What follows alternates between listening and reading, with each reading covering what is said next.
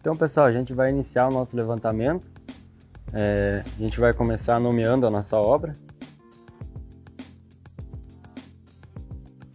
Vamos carregar nossa biblioteca de códigos para ficar todo o nosso desenho organizado em layers e camadas.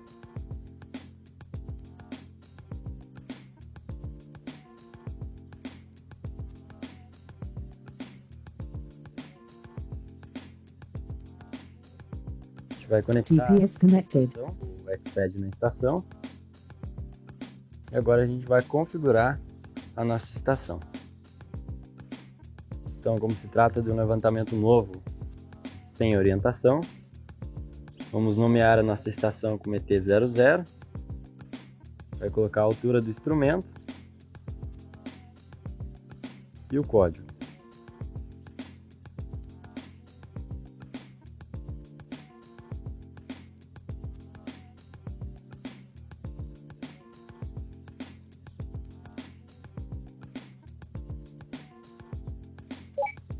Nossa estação já está configurada e a gente pode começar nosso levantamento. Inicialmente a gente vai cadastrar a ré.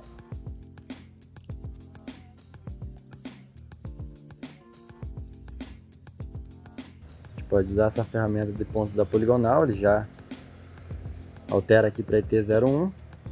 A gente só troca a camada, o código.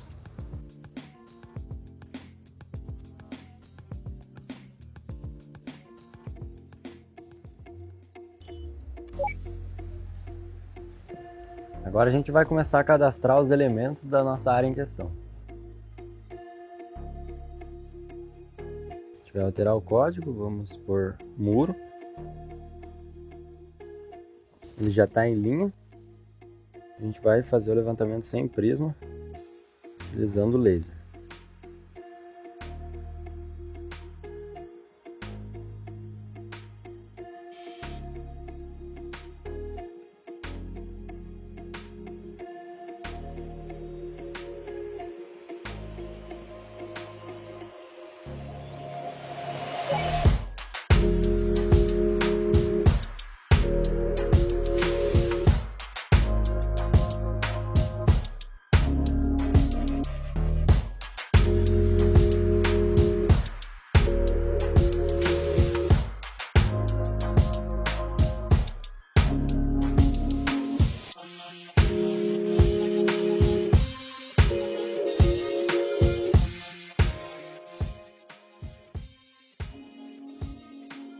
Então aqui a gente já consegue visualizar nosso levantamento em 3D. A gente está todo separado em camadas, linhas e pontos.